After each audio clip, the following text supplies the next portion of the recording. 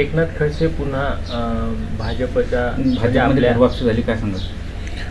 अजून घरवापसीचं त्यांनी पक्षप्रवेश केलेला नाही माझ्या माहितीप्रमाणे, पण बातम्या तशा सुरू आहेत आणि बऱ्याच दिवसांपासून ते तुतारी गटातले जे 2 नेते आहेत त्यांच्या गुंडागर्दीला कंटाळले होते.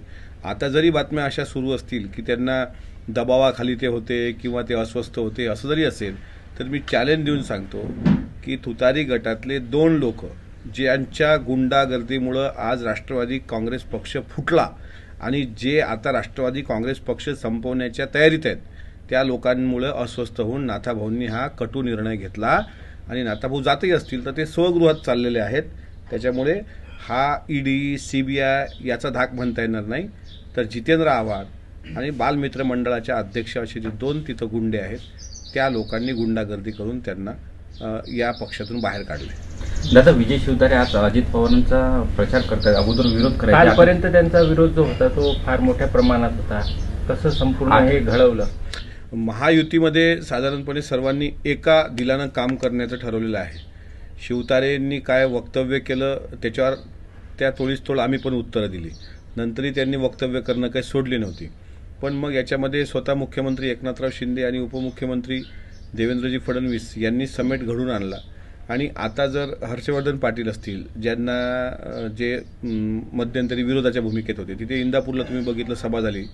आता 11 तारखेला माझ्या माहितीप्रमाणे सासवडच्या त्या पालखी तळावर मुख्यमंत्री एकनाथराव शिंदे आणि उपमुख्यमंत्री देवेंद्रजी फडणवीस यांची सभा होणार आहे. याचा अर्थ विजय शिवतारे असतील किंवा हर्षवर्धन पाटील असतील, यांना समन्वयाच्या भूमिकेतून आज महायुतीने आदेश दिलेत आणि मला विश्वास आहे की त्या आदेशाचं ते उल्लंघन करणार नाहीत. ते प्रामाणिकपणे त्या आदेशाचं पालन करतील आणि बारामती लोकसभा आम्ही 2 लाखाच्या वर मतांनी जिंकून येऊ. मला एक सांगा की ज्याप्रमाणे संपूर्ण बारामतीत भाजपची असो की महायुतीची शिष्टाई चालली, शिष्टाईचं काम चांगल्या पद्धतीनं झालं, देवेंद्र फडणवीसची शिष्टाई असेल किंवा अजित पवारांची, तसंच महायुतीमध्ये सध्याच्या घडीला बच्चू कडू हे कुठेतरी महायुतीसाठी आणि शिंदेसाठी डोकेदुखी ठरत आहेत. अकोल्यात असो, अमरावतीत असो किंवा रामटेकला त्यांनी पाठिंबा दिलेला, काय म्हणाले यावर? बच्चू कडू यांचा स्वतंत्र प्रहार पक्ष आहे आणि मित्रपक्ष म्हणून ते महायुतीचे घटक आहेत.